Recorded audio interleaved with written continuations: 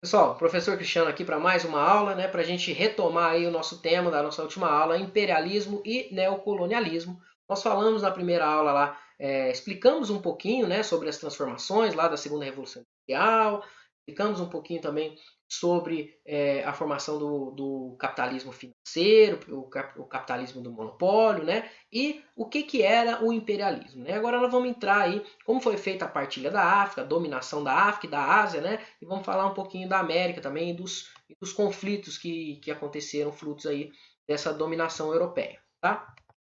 Então, primeiramente inscrevam-se lá no nosso canal, tá? Vamos retomar então do ponto, né? Partilha da África. Nós falamos lá que o imperialismo, né, as potências europeias estavam em busca de novos mercados, estavam em busca de locais para extrair matéria-prima, né, todas aquelas questões. E eles vão, então, essas potências europeias vão se reunir na Conferência de Berlim, tá? Lá em 1884, em 1885, se reúnem lá representantes de 15 países, né, sendo 13 europeus, né, mais os Estados Unidos e o Império Otomano, para fazer essa conferência. E, na verdade, o que eles fizeram? Eles sentaram e decidiram, ó, como que nós vamos dividir o território africano, tá? Basicamente foi isso. Nessa conferência, então, foi definida a divisão do continente africano entre as potências europeias. Né? E aí eles estabeleceram como princípio ali a ideia da zona de influência. Por quê? Porque até esse momento, alguns territórios europeus já tinham ali, né, áreas, né, costeiras ali de contatos, né, de desenvolvimento ali, né, a presença já estava ali nas áreas costeiras. Portugal, por exemplo, né, quando fez lá, contornou toda a África, né, fez o périplo africano lá para poder fazer a colonização lá no século XVI, ele ah, vai ele já tinha ali territórios, né? Já estabeleceu ali feitorias e tudo mais. Então ele já tinha territórios. Alguns outros países europeus também já tinham contatos ali no litoral africano. Então a base foi essa, né? Teoricamente Portugal ia sair com vantagem, né? Porque estava presente há mais tempo ali. Mas por final eles também determinaram a ideia da ocupação efetiva, né? Esse contato, não bastava ter ali uma zona de influência, mas você tinha que estar presente ali, efetivamente presente, dominando aquele território para poder ter posse dele. E por fim, né, o território acabou ficando dividido mais ou menos dessa forma aqui. Né? Quais foram as potências europeias que saíram em vantagem? Primeiro, a Grã-Bretanha, que vai dominar a maior parte dos territórios, e a França em segundo lugar. Tá? Aqui no mapa, ó, os territórios em vermelho são os territórios dominados pela Grã-Bretanha. E os territórios em azul, dominados pela França. Tá? Outros países que vão ter importantes territórios ali vai ser Portugal, né? E Portugal é o roxinho, desculpa, é o laranja aqui embaixo, tá? Ali a região de Angola e Moçambique. E também o rosa ali, ó, que é a Bélgica, tá? Que vai dominar o Congo ali, né? O território do Congo. E por fim, também a Alemanha, a Itália, né, e a Espanha tiveram os territórios menores. Prestem atenção aí que nós temos dois pontos em branco ali, né, no mapa, que é o território da Libéria e da Etiópia. Tá? Esses dois territórios foram os dois territórios que se estabeleceram sem a influência aí europeia. Tá? A Etiópia, sim, é um reino africano independente. Tá? Ela resistiu ali e não teve dominação. Agora, a Libéria não. A Libéria ela já tinha sido comprado, o território já tinha sido comprado pelos norte-americanos. Por isso que eles estavam lá na Conferência de Berlim. Tá? Eles já tinham comprado lá aquele território e estabelecido que ali, né, antes da abolição da escravatura lá nos Estados Unidos, eles compraram os territórios ali e decidiram fazer um estado ali aonde os africanos que fossem libertos da escravidão nos Estados Unidos fossem levados de volta lá para esse território. Então, a República da Libéria, né, foi formada por influência americana, tá? Eles se estabeleceram ali com a cultura ocidental, falavam inglês, né, eram cristãos e tinham a ideia da propriedade privada, monogamia, todo aqueles, totalmente contrário ali à cultura africana realmente, mas então surgiu-se ali esse estado da Libéria, tá? Por essa influência americana, ele vai ser um protetorado ali americano, tá? Vai continuar assim. Tirando a Libéria, então, que é esse caso à parte, e a Etiópia, né, nós tivemos ali o território inteiro africano dividido entre as potências europeias. Né? Essa divisão ela não vai respeitar a divisão étnica dos povos que habitavam ali essa região. Vão ser criados ali fronteiras artificiais sem nenhum significado, né? Apenas para dividir ali os territórios entre territórios lá da Alemanha, da Bélgica, da Inglaterra, da França, né? De Portugal, etc. Tá? Além de juntar em territórios, às vezes, povos que eram rivais, ou separar povos que eram o mesmo povo por fronteiras que foram criadas ali aleatoriamente, tivemos também uma destruição das culturas, né? Das culturas tribais africanas ali, com a introdução do capitalismo, com a introdução do cristianismo. Né? Então, essa presença europeia na África foi terrível aí, né? Até hoje nós temos os problemas lá na África, né? O continente africano até hoje tenta resolver problemas aí vindos dessa dominação do imperialismo, tá? O Egito, por exemplo, né? O Egito foi um território era um protetorado britânico, né? Ele era um território otomano, tal, mas ele era protetorado da Inglaterra, né? Do Império Britânico, tá? E os britânicos foram lá para quê? Para investir, para incentivar na construção do Canal de Suez, tá? Para facilitar a ligação entre a Inglaterra e a Índia, né? Passando ali pelo Canal de Suez. E aí eles vão levar, por exemplo, o Estado lá do Egito vai quase ir à falência, né, com a construção desse canal de Suez. Né? Outra disputa ali territorial foi a questão do mapa cor-de-rosa, que é esse que está aqui embaixo. Tá? Esse mapa aqui foi produzido pelos portugueses, porque os portugueses dominavam a território de Angola, que fica na margem atlântica, tá? E aí eles tinham também o território do Moçambique aqui, e eles queriam fazer uma ligação, essa faixa rosa aí, né? E ele foi pintado nessa cor no mapa, por isso levou esse nome, tá? Mapa cor de rosa, estendendo aí o território português para o interior ali da África, uma grande faixa ali dominada pelos portugueses, né? É claro que outros países estavam interessados ali, né? A Bélgica vai dominar o Congo, que é bem naquela região, né? E vamos ter um interesse britânico, né? A Inglaterra ela vai dominar a África do Sul, ela já dominava lá o Egito, então ela vai querer fazer uma linha férrea ali, né? Uma linha de ferro, uma ferrovia ligando as duas regiões, né? E esse projeto então era da cidade do Cabo, lá na África do Sul, até o Cairo, no Egito. E esse projeto passava ali no meio, então vai ter um conflito aí entre Portugal e Inglaterra, que ficou chamado de mapa cor-de-rosa, tá? E aí essa pretensão portuguesa, que mostra aqui nesse mapa cor-de-rosa, ela não vai ser levada a cabo, né, a fim, porque a Inglaterra vai ter interesses ali, né? E aí o clímax aí desse conflito de interesses entre Portugal e Inglaterra vai ser feita no dia 11 de janeiro de 1890, quando o Império Britânico dá um ultimato aí, falando que os portugueses tinham que se retirar daqueles territórios ali onde passava teoricamente os domínios ingleses, né?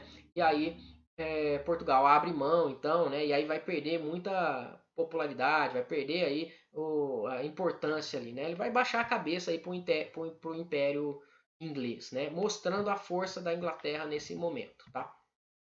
Por fim, né, nós vamos ter esse território. Esse aqui, mapa aqui já é a divisão do território africano lá em 1914, tá? Onde nós já temos a presença da Alemanha maior ali, né? Já temos aí uma configuração. Mas podemos perceber que a Inglaterra, onde está um verde mais claro aqui, e a França, com um vermelho ali, são os dois principais países, as duas principais potências, impérios aí nesse domínio africano, tá? E o Congo, bem ali no meio, em laranja, o Congo belga também é muito interessante porque lá foi muito cruel a dominação belga, né? Os belgas eles estavam interessados primeiro em marfim, mas depois também em borracha, tá? E aí o rei da Bélgica ele vai criar um território ali chamado de Estado Livre do Congo, né? Aonde ele vai, né? Esse rei da Bélgica chamado Leopoldo II, ele vai fazer como se fosse um grande latifúndio dele ali, vai fazer a exploração desse território de marfim, né? Nessa foto do meio a gente consegue perceber ali todas as presas dos elefantes, né? Retiradas ali e depois a exploração da borracha, tá? Como mão de obra, eles usavam a escravização de africanos, né? Que viviam ali na região, no Congo. A população, né, congolense ali vai ser escravizada e vai ser brutalmente penalizada. Então eles tinham que cumprir metas ali de trabalho, e aí se eles não cumpriam as metas, eles tinham as mãos cortadas, né? Então a gente tem aí amputações, né? E aquela foto lá embaixo a gente mostra lá os africanos segurando as mãos dos colegas que foram amputados. Aqui na primeira foto nós temos também essa aqui do lado africanos amputados aí, né? Como fruto aí desses castigos. As mulheres foram estupradas também, né? Foi uma dominação cruel, né? E morreram entre 8 e 10 milhões de pessoas nessa dominação belga lá no Congo, né? Então, mostrando aí que foi uma coisa bastante cruel, né? Lembra lá do Titi no Congo que nós vimos, né? Anteriormente, então nada disso. Foi bastante cruel essa presença belga, né? Assim como foi também em outras regiões, né? E claro que em todas as regiões que foram dominadas, nós tivemos resistência, tá? Resistências pontuais ali dessa população africana, tá?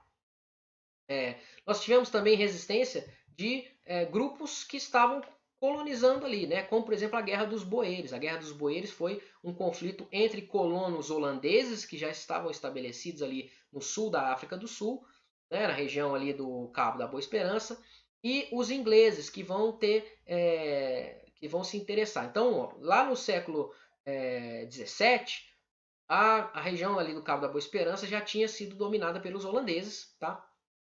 E eles estabeleceram ali uma colônia, né, com presença holandesa e francesa, ficou chamada de boeres. Tá? Os boeres utilizavam de mão de obra escrava, africana ali. Né? Quando a Grã-Bretanha domina aquela região, já no contexto lá do século XIX, né, no contexto do neocolonialismo, eles vão proibir a escravidão. E aí nós temos a retirada então dos boeres que usavam mão de obra escrava, eles vão estabelecer e fundar um território próprio ali, né? Uma república própria chamada, duas na verdade, chamada de Transvaal e Orange. São essas duas aqui, Transvaal, essa marronzinha, e a verdinha mais claro ali, a Orange, tá? Nessas territórios então era território dos boeres. Só que é descoberto minas de ouro e diamantes na região. E aí os ingleses vão crescer os olhos para a região e vai ter um conflito então entre os boeres e os ingleses. Então entre esses colonizadores holandeses e franceses contra os ingleses vão entrar em conflito ali. Por fim, lá em 1902, a Grã-Bretanha vai destruir o exército boer e vai dominar a região. Tá? A região ali vai se tornar uma colônia britânica. Tá? De modo geral, então, nós temos aqui o neocolonialismo, né? A ideia é a exploração da mão de obra, a retirada de matéria-prima, né? A obtenção de mercados para os produtos industriais, né? A oportunidade de investimento, de lucro e o alívio da pressão demográfica vai gerar o neocolonialismo. E aí no neocolonialismo vão ter as potências europeias fazendo a ocupação efetiva dos territórios, investimento nos territórios, e as colônias africanas e asiáticas vão fornecer matéria-prima a baixo custo, né, minérios, algodão, borracha, e vão consumir os produtos industriais produzidos pelas potências europeias. Tá? E os lucros vão ser levados então para a Europa. Então aqui um resumão aí do que nós vimos até aqui. Tá? Na Ásia aconteceu isso também? Aconteceu, o imperialismo na Ásia. Né? O território asiático também foi fruto aí de dominação europeia. Tá? A Inglaterra já vinha dominando ali, já estava interessada nas Índias, desde quando ela criou lá a Companhia das Índias Orientais, né? Eles passaram a fazer o comércio de chá e tudo mais, né? Na Índia e também na China, né? Então a Grã-Bretanha vai atacar a Índia e a China, e a ação inglesa vai gerar alguns conflitos aí nessas regiões. Tá? Na Índia vai ter lá a revolta dos cipaios e lá na China nós vamos ter alguns conflitos, como por exemplo a Guerra do Ópio. Tá? Além disso, nós vamos ter a presença francesa na Indochina, né? Nós vamos ter a presença russa na região, e essa ilustração aqui mostra muito bem esse imperialismo então na Ásia. Né? Nós temos ali o território da China sendo dividido como se fosse uma pizza pelos impérios. Né? A rainha ali representando a Inglaterra, depois um representante da Rússia, né? Desculpa, da Alemanha, depois um representante da Rússia, essa moça aqui embaixo representando a França, né? E o Japão, né? O Japão que também vai participar dessa colonização da China, né? E o chinês lá assustado, falou assim, opa, tira a mão do meu território aqui. Né? Então esse imperialismo vai gerar uma série de conflitos na região. Aqui alguns mapas mostrando aí, né, das áreas de influência ali, né, a área dominada pelo Reino Unido, né, pela Grã-Bretanha em amarelo, né, a área dominada pela França em verde, a área dominada pela Holanda, né, pelo Japão, pelos Estados Unidos e por alguns territórios portugueses ali também. Tá? Aqui a Índia especificamente, né, a gente tem uma dominação aqui da Índia pelos ingleses, né, principalmente, mas com uma presença francesa ali também, mas depois eles vão ser expulsos e os ingleses vão dominar esse território. Né? E esses conflitos, então, eu falei para vocês, por exemplo, o conflito aconteceu na Índia, a revolta dos cipaios. Né? Como que foi feita a dominação inglesa na Índia? Os ingleses eles estabelecem a Companhia das Índias Orientais, né?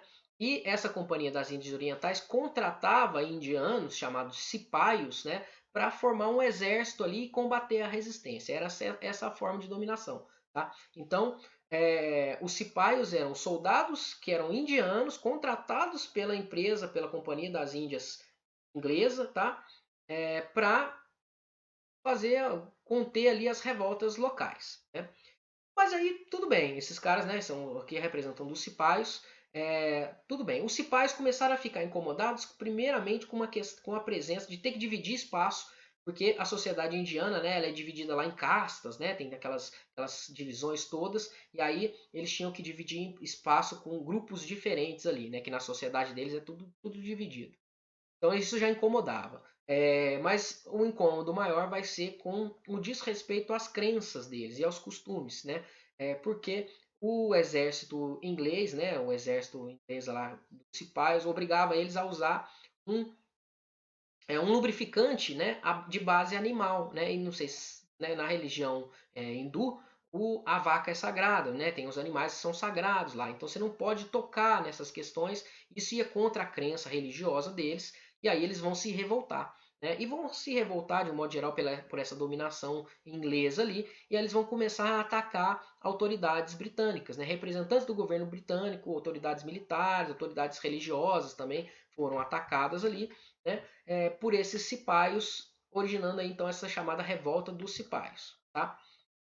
Por fim, o exército inglês vai fazer lá, né, com o apoio das elites locais, dos príncipes locais, vai dominar essa revolta dos cipaios, né, e vai a Inglaterra, para resolver esse problema, vai acabar com o domínio ali feito pela Companhia de Comércio Inglesa, tá? E ela vai então retirar o domínio da Companhia de Comércio Inglesa e vai introduzir um representante, né, seu no governo inglês, no governo indiano, que ele vai escolher, vai indicar lá um secretário de Estado. Né? E aí ele vai fazer então esse controle indireto ali da Índia, até que em 1877 a Rainha Vitória foi nomeada Imperatriz da Índia, e até hoje a Índia tem uma influência inglesa aí muito grande. Né? A Guerra do Ópio. A Guerra do Ópio foi uma guerra que aconteceu na China. Né? Os ingleses, né, faziam o comércio de chá e eles buscavam matéria-prima lá, produtos da China, do chá produzido na China. Mas os chineses, né, eles tinham um mercado ali muito fechado. Né? Ao contrário da Índia, que recebeu muito bem essa presença, né, os produtos ingleses, na China não, a China era muito fechada e aí a Inglaterra ficou incomodada com isso, porque ela comprava chá, comprava é, seda, comprava porcelana, comprava produtos chineses, mas os chineses não compravam quase nada da Inglaterra. O único produto que tem uma certa entrada ali, eles percebem, é o ópio, né? E o ópio é uma droga produzida pela papoula, né? Que ela é altamente viciante. E aí os ingleses começam a jogar o ópio, introduzir o ópio ali para os chineses, para que os chineses se viciassem e comprassem isso. Para quê? Para diminuir lá, né, a balança, equilibrar a balança comercial, porque eles estavam comprando produtos da China, mas a China não comprava nada da Inglaterra. Então eles vão fazer os chineses viciar no ópio, e aí nós vamos ter uma preocupação do governo chinês. O governo chinês percebe isso, preocupado ali com o vício, ali com a situação disso que se ia ter nos trabalhadores chineses. Ela proíbe o comércio de ópio em 1839. Né? E fala que vai apreender e realmente apreende lá e queima estoques dos navios ingleses que foram lá comercializar. E aí a Inglaterra declara guerra à China, né? Essa vai ser a primeira guerra do ópio, vão ser duas, tá? Essa primeira guerra do ópio vai até 1842 e é finalizada com um tratado chamado Tratado de Nanquim, que estabelece a abertura do mercado chinês para os produtos ingleses e também indenização lá às perdas que a Inglaterra teve na guerra, né, com esse produto que foi queimado. A ilha de Hong Kong vai ser cedida para domínio, vai virar uma colônia inglesa durante uma certa quantidade de anos lá, né, um período de tempo. E depois temos a Segunda Guerra do Ópio, que acontece mais tarde, né, entre 1856 e 1860, quando os navios ingleses são revistados lá pelas autoridades chinesas, e aí eles consideram isso uma ofensa e abrem outra guerra, né? Nessa aí vai ter participação da França também. Por final, os chineses são vencidos mais uma vez, e aí nós temos a abertura do mercado chinês não só para os produtos ingleses, mas para os produtos europeus de um modo geral, né, mundiais de um modo geral. E aí a gente vai ter os russos entrando ali, a gente vai ter outros países, os Estados Unidos entrando ali, né? E aí a gente vai ter uma invasão, a França, né, entrando ali no mercado chinês, tá? Outro grande problema, outra guerra que vai ter lá, que vai ser um problema para a China, vai levar à abertura da China aí, foi a Guerra Sino-Japonesa, tá? Entre 1894 e 1895, aonde os japoneses tentam invadir ali, né? Já os japoneses, já uma potência imperialista também, vai invadir e vai dominar uns territórios ali da China também. Tá? Isso vai facilitar então a penetração estrangeira na região. Né? Aqui mostrando aí os chineses lá viciados no ópio, né? Do ópio. E como consequência dessa abertura da China, a gente vai ter a guerra dos boxers, também é importante. Né? Os grupos nacionalistas chineses, incomodados com essa presença estrangeira na China, vão formar associações para resistir à presença estrangeira. Uma dessas associações foi a Sociedade dos Punhos Justos e Harmoniosos. Era um grupo de lutadores ali, né? Chamado de boxers pelos ingleses, pelos europeus, tá? E eles vão fazer aí lutar, né? Lutar, artes marciais mesmo, lutar pela expulsão desses estrangeiros, né? E vão punir também todos os chineses que aceitassem os valores culturais. Então é um grupo nacionalista ali que quer defender os costumes, né? E a tradição da China, se utilizando das artes marciais ali, né? Tem vários filmes aí que tratam desse período aí, né? Dos boxes, né? Desses lutadores aí, tá? Os boxes eles vão, como é que eles vão agir? Eles vão incendiar aí representações diplomáticas estrangeiras na China, sejam franceses, sejam americanas, sejam ingleses, né, etc. E os grupos então que sofrem esses incêndios aí causados pelos boxers vão se reunir e vão fazer uma ação conjunta para deter esses grupos. E eles vão massacrar os boxers lá em 1901, tá? E a exploração da China então vai continuar até 1949, quando a China faz então a Revolução Comunista e aí acaba com essa presença estrangeira lá. Né? Outros dois pontos, né? Estados Unidos e Japão, né? Os Estados Unidos também é uma nação imperialista, mas ele ocupou territórios lá na África, né? Tinha lá a Libéria e tal, mas não ocupou como os países europeus. Mas eles tinham a doutrina Monroe, né? Que era uma espécie de imperialismo aqui na América, né? A doutrina Monroe falava que o lema deles era América para os americanos, né? Então a América, né, a América como um todo, né, incluindo a América Central, a América do Sul, tudo aqui, a América Latina, né, tinha que ser dominado pelos Estados Unidos da América. Né? Então, reservava a América para os Estados Unidos, né, controlando esses mercados. Eles vão então intervir no Caribe, né, em Cuba, né, aquela primeira ilustração lá mostra isso, eles vão colonizar Cuba ali, né, os Estados Unidos vai transformar ali Cuba num território, num paraíso fiscal ali americano, né, e vão interferir também na América Latina como um todo, tá? E a segunda imagem mostra ali.